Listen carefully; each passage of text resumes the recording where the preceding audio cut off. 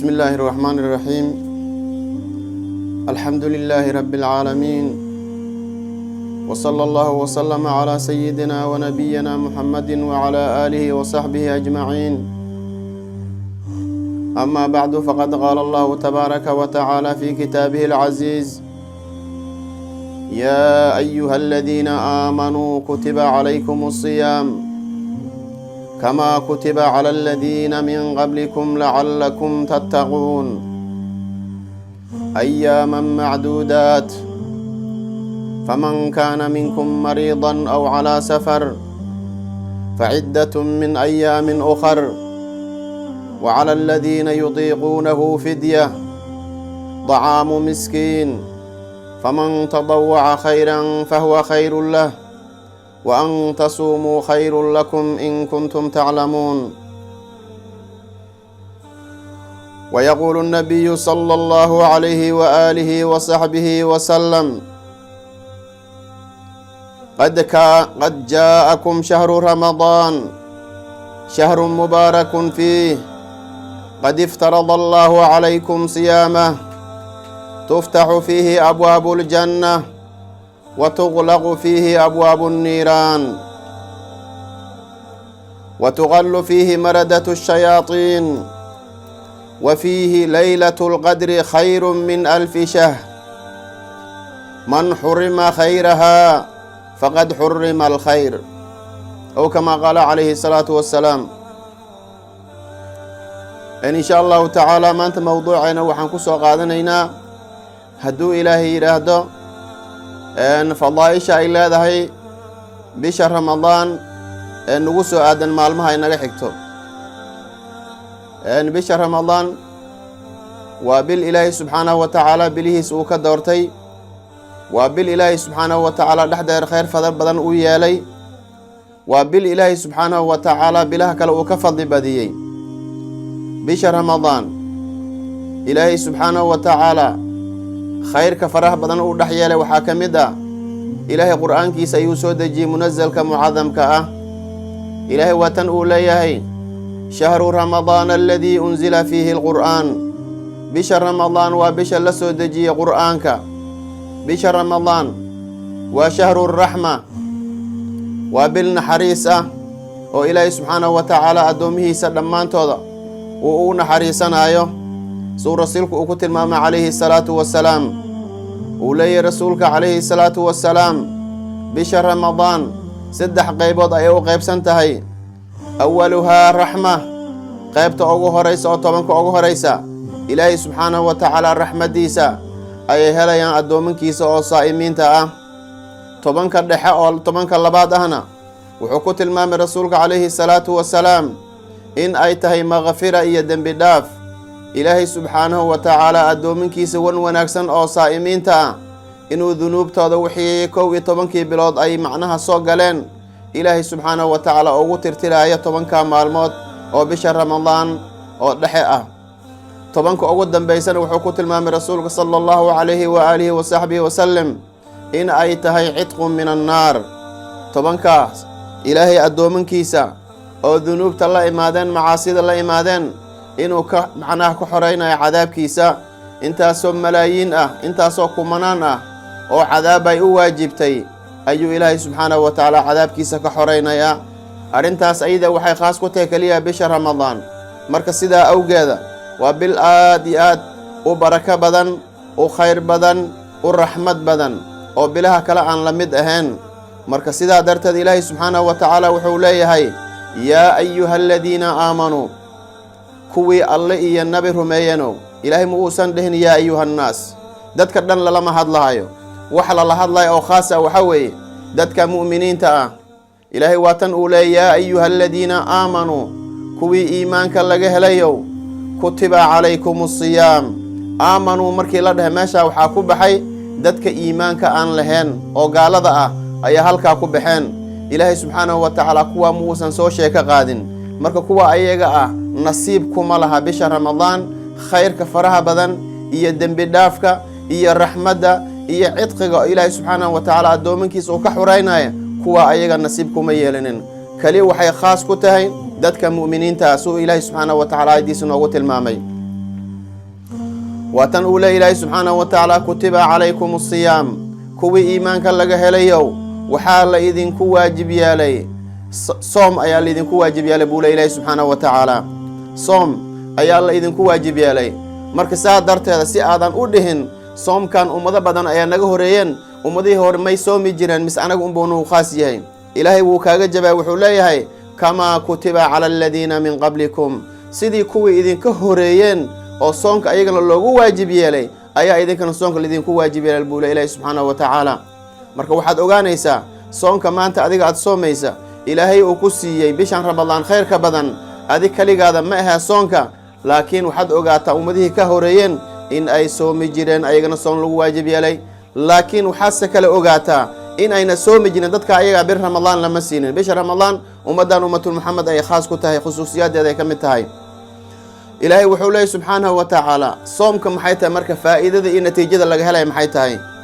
لعلكم تتقون لكي تتقون إن عبستان أو إلهي كعبستان درت أيو إلهي سبحانه وتعالى صومك إذن كو واجب يلي تقوى أياك اللازمي سمحايا لغفك مركو صومي هاي وحيالا بدن أيو كإستاغيا عندي يو كإستاغيا عبتانك يو كإستاغيا وحيالا فواحشت أردن وكو إستاغيا عرب كيس هذا الحنكم هدلايا حن ما سمينايو بين كما هدلايو خيانة لما إيمانايو وحيالها صدن وكا استاغا قفكا أساقا سببتو محايا لنين صومان ويه إلهي نحكو تلمامي صونك فإذا الله قال إنا تاي التقوى إلهي عبسي ديس سبحانه وتعالى سيدا درت هذا رسولك وحوها صلى الله عليه وآله وصحبه وسلم أن أصحابتي سوء بشارين جري صحابة ديسا أو وناكسن wuxuu ugu bishaareen jiray rasuulka kaleey salaatu wasalaam bisha Ramadaan imaatinkeeda iyo soo galitaankeeda ayuu ugu bishaareen jiray wuxuu dhihi jiray rasuulka sallallahu alayhi wa alihi wa sahbihi wasallam qad jaakum waxa idin imaaday saxaabtiyay dadkaygiya waxa idin imaaday shahru ramadaana bishi Ramadaan ayaa idin imaaday saasuu dhihi jiray rasuulka kaleey salaatu wasalaam shahrun mubaarakun fihi bisha Ramadaan waa bil barakaysan ayuu rasuulka dhihi jiray asxaabtiisa انت وحو راعين جري قد فرض الله عليكم صيامه إلهي وحو إذن كواجب يالي بشا صون كذا بشا إذا خير كبدن أو بركة بدن إن آت صوم تام أيو إلهي سبحانه وتعالى إلهي إذن كواجب يالي صحابة دي ساس أشياء رسولك عليه الصلاة والسلام سيدا درت هذا بشا رمضان مركي إلهي سبحانه وتعالى أو أمد أي صومان maxaa yeelay faa'iidooyin fara badan ay ka helaan sida hore u soo sheegnay waxa kamid ah faa'iidooyinkeeda tuftahu fihi abwaabul jannati jannada albaabaheeda oo dhan ayaa la furaa buu rasuulka kaleey salaatu wasalaam jannada iyo samada albaabaheeda waxa loo furayaa dadka saa'imiinta ah min ummati muhammadin sallallahu alayhi wa alihi wa sahbihi wasallam waxa loogu furayna waxay tahay in ay ka faa'iideystaan oo jannada wanaagsan ilaahay subhanahu wa ta'ala oo ay macnaha ay u shaqeystaan jannada ayada maxaad ka taqaana walaalkaygiyow jannada maxaad ka taqaana waa tan ilaahay subhanahu wa ta'ala uu leeyahay ilaahay quraankiisa wuxuu ku yiri jannada fi rasuulka wuxuu yiri sallallahu alayhi wa alihi wa sahbihi wasallam jannada waa tan fiha ma la aynun ra'at wala udhunun sami'at wala khadara ala qalbi basharin qattun jannada taayada ah oo tilmaamay ilaahay subhanahu wa ta'ala waa tan ma la aynun ra'at il weligeed bin aadan aysan arkin il waxaysan arkin ayaa ahaaday buu rasuulka kaleey salaatu wasalaam wala udhunun sami'at dhigna waxaysan maqlin ayaa jannada ilaahay subhanahu wa ta'ala dhaxdeeda ahaaday wala khadara ala qalbi basharin qattun qalbi bin aadan wax aan weligiisa ku dhicin ayaa jannada ilaahay subhanahu wa ta'ala adoominkiisa wanaagsan ugu diyaariyay marka sida awgeeda jannada ayada inay u shaqeystaan oo albaabaheeda la furay ayuu ilaahay subhanahu wa ta'ala ugu bishaareynay rasuulkiisa kaleey salaatu wasalaam wuxuu leeyahay tuftahu waxa la furaa fihi fi hada ash-shahr bisha oo bisha Ramadaan dhaxdeeda abwaabul jannati jannada albaabaheeda dhan ayaa la ballaqaa wa tuqlaqu waxaana la xiraa fihi bisha dhaxdeeda abwaabul jahim am abwaabun niiraan naaraha albaabahooda oo dhan oo 7 albaabood waa la xiraa buu rasuulka kaleey salaatu wasalaam si ay ummadan saa'imiinta ah ay uga badbaadaan waxa kale oo la xiraa buu sheegay rasuulka kaleey salaatu wasalaam مردة الشياطين شياطين تو أمد فسادسة أو أعماش وذا كفسادسة كوا ذا مدحات أذك لما أنتوا ذا والله الحيرة سلسلوين أيا لو حرابوا رسولك صلى الله عليه وآله وصحبه وسلم بشا وحوكوش يا رسولك فيه ليلة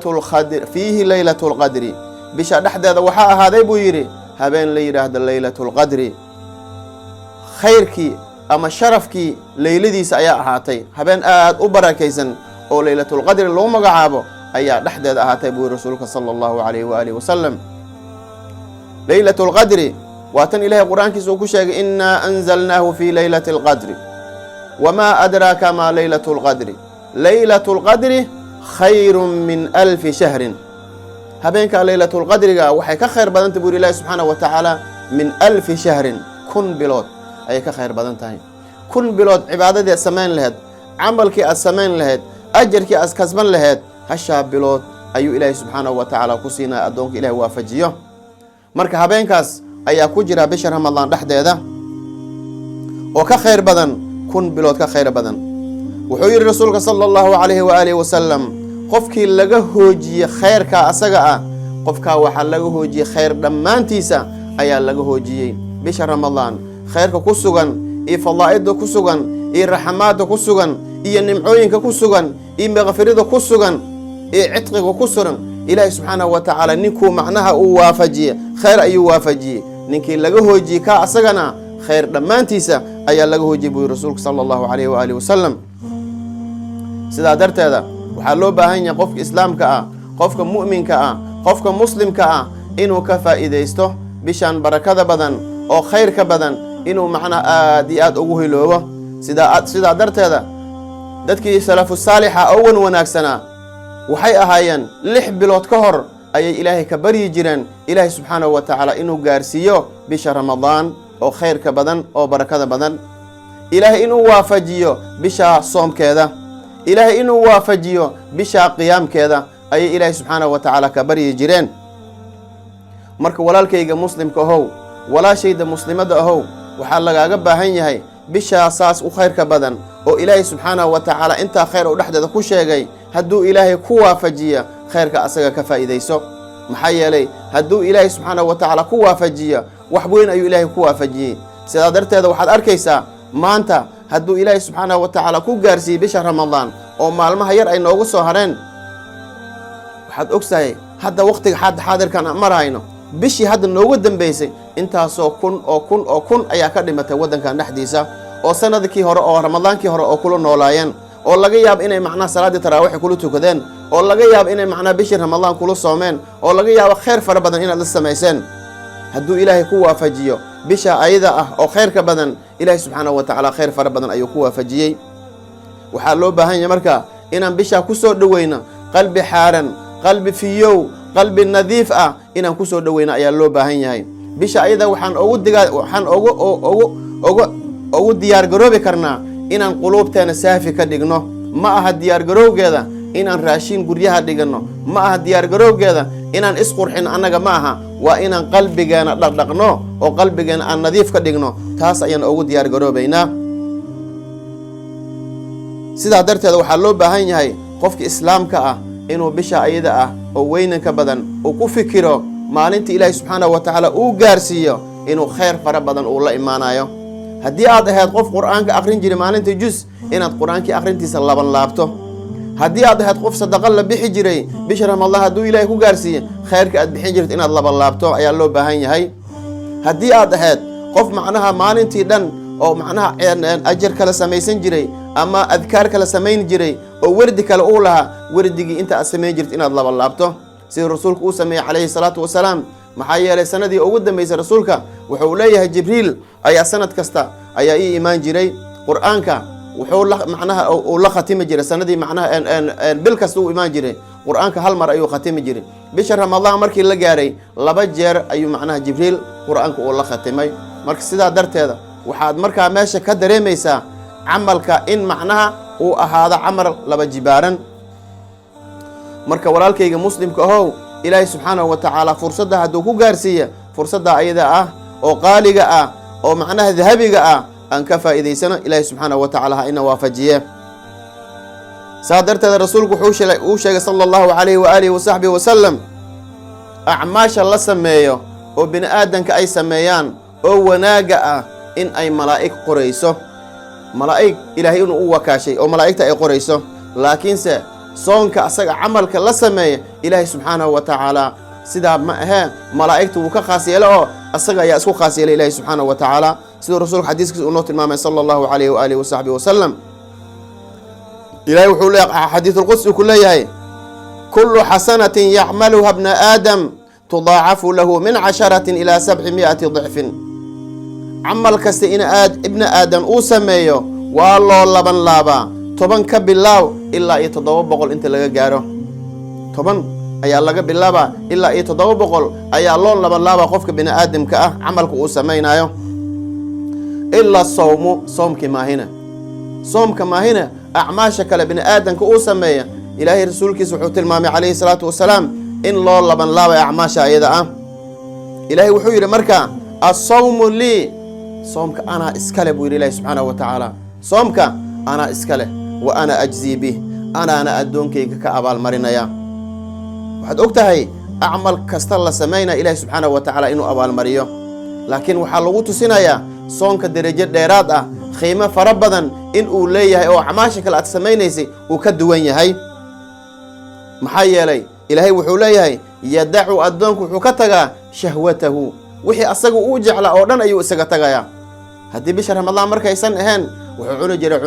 jiray cuntadii uu ka tagayaa cabitaankii macmacaana uu cabi jiray wuu ka tagayaa wuxuu sameyn jiray waxyaalo kale oo maala yacni ah wuu ka tagayaa wuxuu sameyn jiray dhunub oo Ilaahay subhanahu wa ta'ala xaalkooda uu ogsan yahay waxyaalahaas oo dhan wuu ka tagayaa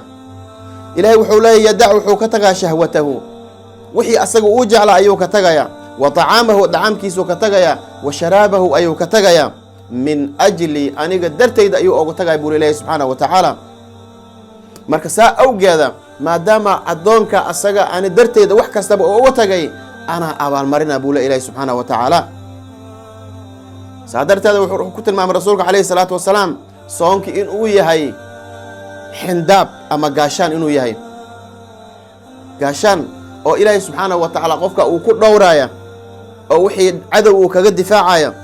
ذنوب وقال لها وكقد دفاعايا شياطين تدن وكقد دفاعايا إن هي أيوت المام رسولك عليه الصلاة والسلام وحير والصوم جنة صومك وقاشان gaashaanku xariirada kan waranka iyo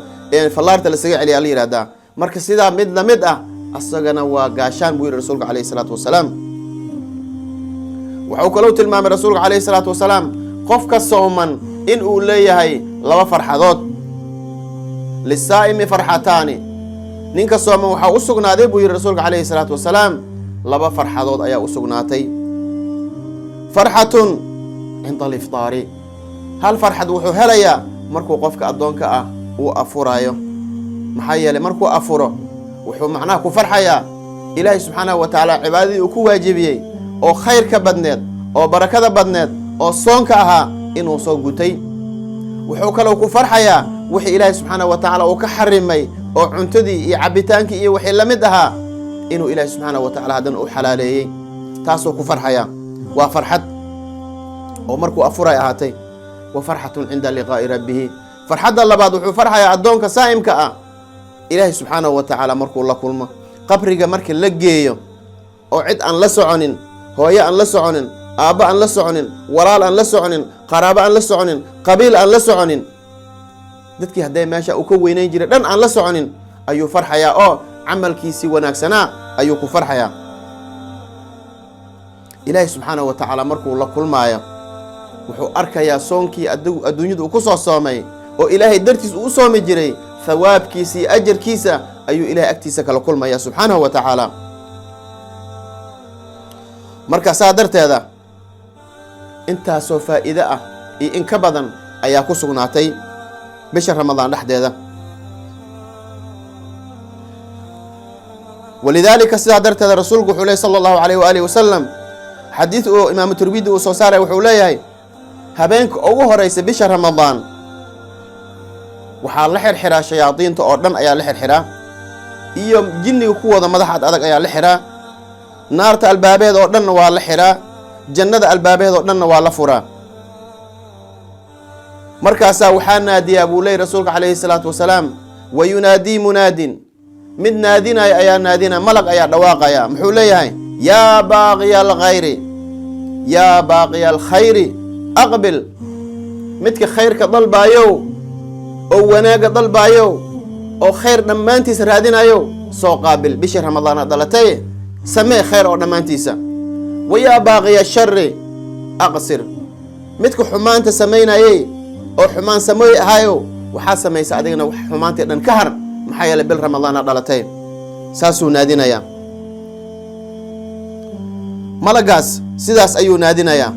saa darteeda rasuulku wuxuu leey sala allahu calayhi waaalihi wasaxbihi wasalam walilaahi cutaqaa'u min annaar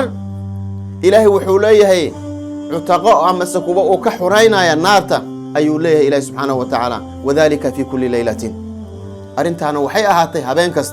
habeen kasta oo bisha ramadaan ka mid ah ilaahi subxaanahu wa tacaala intaasoo kun oo cadaab u waajibtay ayuu diiwaanka ahlu jannaha ilaahi subxaanahu wa tacaala ku qoraa marka waxaa nasiib xumo ah waxaa faa'iido xumo ah waxaa khasaaro ah qof ilaahi subxaanahu wa tacaala bisha ramadaan ilaahay u waafajiyey oo aanan ka faa'iidaysanin waxaad ogaanaysaa qofkii ilaahi subxaanahu wa tacaala bisha ramadaan ilaahay waafajiyey oo aanan ka faa'iidaysanin qofka asaga habaarkii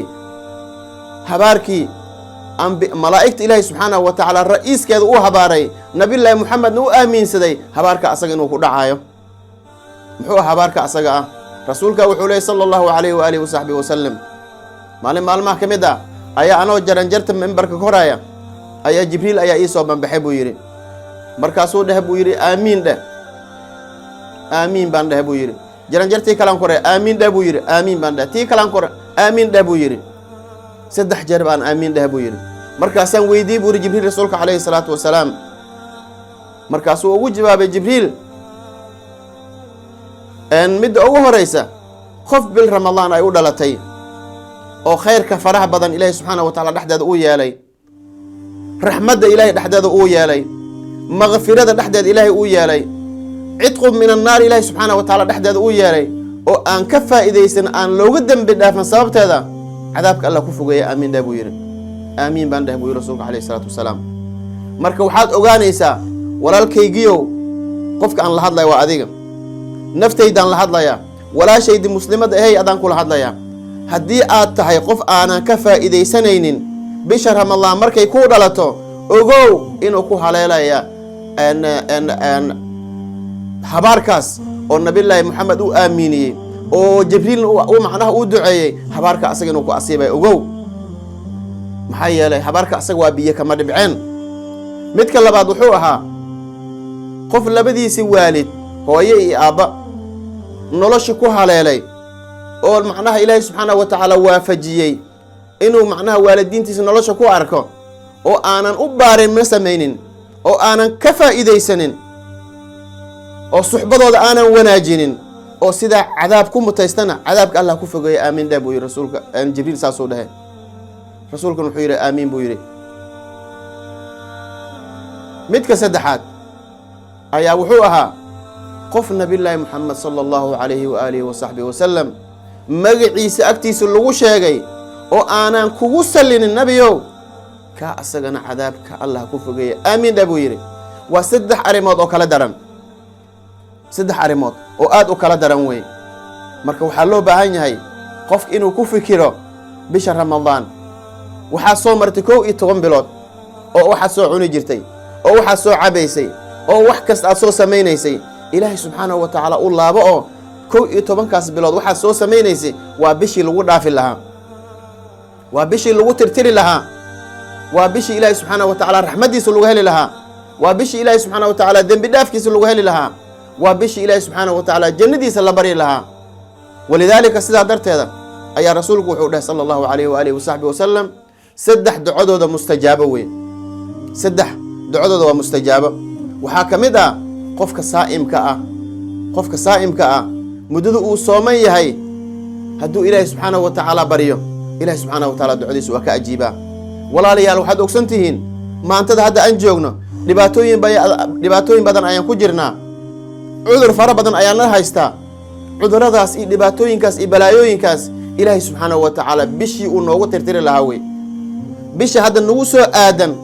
oo aan rabno inaan u dabaaldegno bisha ayada ah waa bishii balaayada iyo musiibooyinka oo dhan ilaahay subxaanahu wa tacaala uu noogu dulqaadi lahaa waay. marka qof walba qalbigaada geli, maskaxdaada geli ilaahay subxaanahu wa tacaala bishaas inaad badiso, ducada inaad badiso, bisha ayada ah qur'aan akhriska inaad badiso. haddii aad qur'aanka waxyarka akhrisan jirta qur'aan badan akhriso, haddii adkaartaada ay yareed oo dikrigaada maalintii 100 subxaanallah aad dhihi jirtay, subxaanallah 1 akhriso iyo ka sii badan akhri, aday dan kuu tahay. maxaa yeelay camalka la samaynaa bisha ramadaan waa laban laab, waa dhebel. hadda qof kastaba macnaha hadda maanta markii lagu yidhaahda dadka dukaanlayaalka ah iyo dadka macnaha ganacsatada ah waxay ku xisaabtamaan xilliga macnaha ay faa'iidayaan. adiga mu'minka ahow xilligaad faa'idi lahayd bisha ramadaan wey. maxaa yeelay haddii camalkaadi lagu laban laabayo oo ilaahay subxaanahu wa tacaala wax kastaba dhebel uu kaaga dhigayo oo aadan ka faa'iidaysanin, ta ayada waxaad noqonaysaa qof aad iyo aad u khasaaray. waxaa kaloo ku jirtaa bisha ramadaan uu leeyahy rasuulka calayhi salaatu wasalaam, qofka markuu sooman yahay haddii lacalla qof uu soo hujuumo ama qof uu isku dayo inuu kula dagaalamo, ayaa wuxuu rasuulku inoo tilmaamay sala allahu calayhi waalihi wasalam, qofka asaga waxaad dhahdaa nin yahow aniga waxaan dhahay nin soomin een macnaha dagaal iyo diyaar uma ihi, aniga soonkayga inaan fasaadiyi ma rabi. adiga soonkaad haddaad ku ciyaartay, aniga soonkayga inaan ku ciyaaro oo aan fasaadiye ma doonayo, walaalow faraha iga qaad. saa darteeda waxaa loo baahan yahay waxyaalaha rafadka la yihahdo qofka inuu ka fogaado. wuxuu leeyahy rasuulka calayhi salaatu wasalaam, wa idaa kaana sawmu axadikum, axadkiina soomkiisa markuu ahaada, falaa yarfath, yuusan rafad la imaanin, jamaac iyo wax lamida yuusan la imaanin, walaa yaskhab, yuusan caroonin, dad uu caroonin, uusan macnaha la caytamin. fa in saabahu axad, qof hadduu la caytamo uu caayo qofka asaga ah ama qaatalahu uu la dagaalama, falyaqul innii saa'im, innii imru'un saa'im, aniga nin yahow waxaan ahay qof sooman ee dagaal diyaar uma ihi, cayna diyaar uma ihi, sidaa ha u sheego. maxaa yeelay soonka albaabada dhan uu kaa soo xirayaa, waxaad noqonaysa qof sukuur ah oo kali ilaahay subxaanahu wa tacaala wuxuu ku amray aad u taagnaato. rasuulku wuxuu lehy sala allahu calayhi waalihi wasalam, waaladii nafsu muxammadin biyadihi, waxaan ku dhaartay allaha nabiyullaahi muxamed naftiisa qudradiisa ay ahaata ayaan ku dhaartee, la khuluufu fami saa'imi adyabu cinda allahi min riixi lmiski. qofka sooman, qofka saa'imka ah ama gabar ha noqoto ama wiil ha noqdo, afkiisa xayaabada koraysa ama wasaqda afkaa koraysa waxay ka diib badan tahay, waxay ka udug badan tahay, ilahay agtiisa ugu udug badan tahay min riixi lmiska buu lehy rasuulka calayhi salaatu wasalaam. akhi lmuslim, haddii aad ahaato qof sooman oo xilliyada la gaaro duhurada 5 saac 6 saac la gaaro oo afkaada aad ku aragto waxyaala dacaal ah, waxyaala qurma aad ku aragto oo dadka bani aadan agtaada markay soo istaagaan dhibsanayaan, qurunkaa asaga afkaada ka soo baxaya ilaahay agtiisa diib ayuu ku yahay, ha zuulinin. maxaa yeelay wuxuu ka dhashay cibaaduu ka dhashay, cibaado ilaahay subxaanahu wa tacaala uu kugu waajibiyey ayuu ka dhashay, ee ha zuulinin. marka arrintaa ayada ah inaan ku baraarugsanaana ayaa loo baahan yahay. soonka fadaa'ishiisa iyo axwaashiisa in badanaa laga soo hadlay, marka waxaan rabaa inaan ku soo gaabiya, ilaahay subxaanahu wa tacaala ha ina waafajiya. soonka waxaa noogu soo haray maalmo oo kooban, xataa wiig aan gaaraynin. ilaahay subxaanahu wa tacaala waxaan ka baryaynaa ilaahay inuu naga yeelo kuwa ilaahay subxaanahu wa tacaala dunuubtooda uu ku dhaafay, ilaahay subxaanahu wa tacaala kuwa jannadiisa uu ku siiyey ilaahay subxaanahu wa tacaala inuu naga yeelo. ilaahay waxaan ka baryaynaa cudurkan iyo abaarahan iyo balaayooyinkan na haysta ilaahay subxaanahu wa tacaala inuu noogu dulqaado, ummadda meel kastaba ay joogaan ilaahay subxaanahu wa tacaala caafitiin siiyo. inta maanta oo jecel ilaahay subxaanahu wa tacaala khayrka inay gaarsiiyaan ummaddana ilaahay subxaanahu wa tacaala dembigoona kii waalidiintooda ilaah dhaafa. hada wabillahi towfiiq, wasalaamu calaykum waraxmat ullaahi tacaala wabarakaatuh.